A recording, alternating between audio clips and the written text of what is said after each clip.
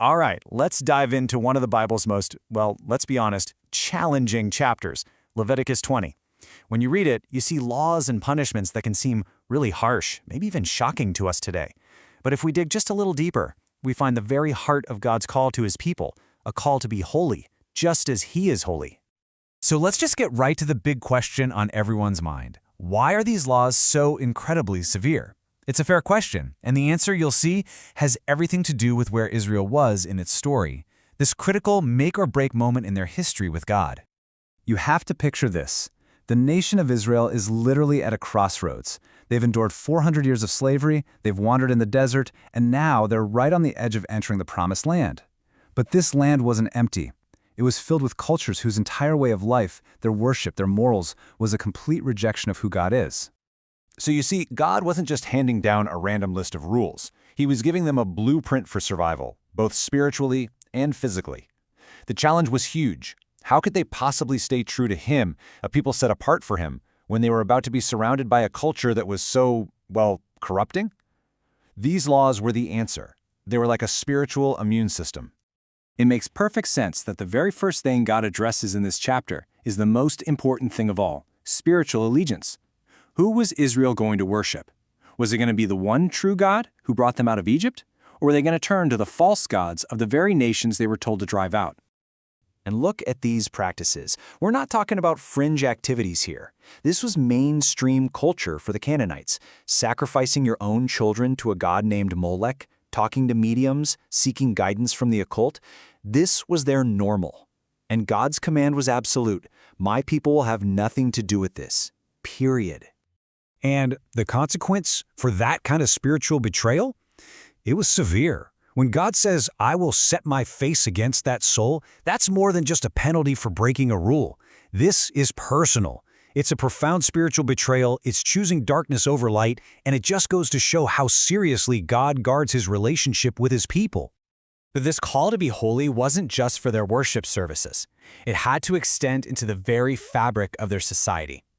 God gave them commands that would build a healthy, a just, and a moral community, a community that would actually reflect his own character to a watching world. So God lays out the foundation for a healthy society, and where does he start? The family. The commands to honor your parents, to protect the sacred covenant of marriage, these strict laws against things like adultery and incest, they were all about protecting the family and upholding the dignity of every single person made in God's own image. The penalty for cursing your parents was death. Again, we ask, why so severe? Well, in God's design, the family is the most fundamental building block of the entire nation.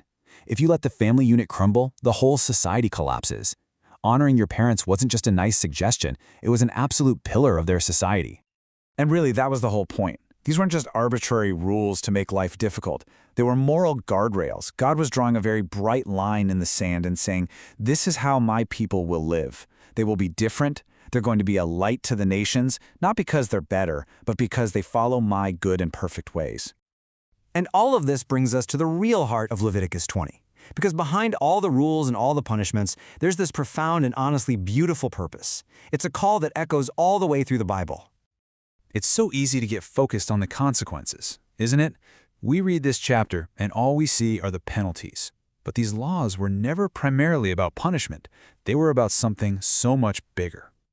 What if we just reframed our thinking for a second? What if this whole chapter isn't just a list of don'ts, but a profound invitation? An invitation into a completely different way of seeing the world, a different way of living. And there it is. That's the key that unlocks this entire chapter. Sanctify yourselves and be ye holy, for I am the Lord your God.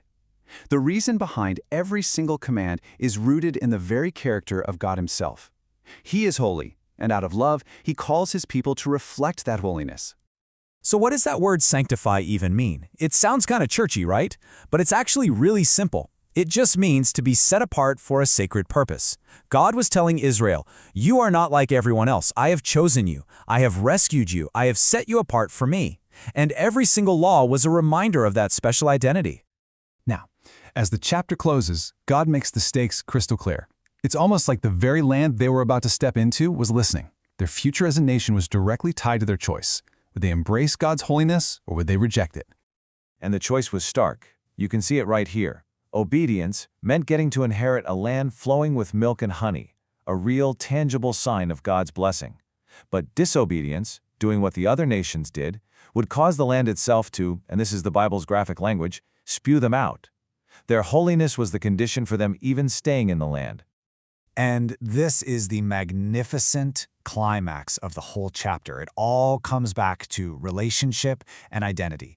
Ye shall be holy unto me, that ye should be mine. God separated them. He set them apart for one beautiful, ultimate reason, so that they could belong to Him, so that they could be His treasured possession. And that leaves us with a question to carry with us today, because this ancient call to be holy, to be separate from the patterns of the world, is still God's call to His people.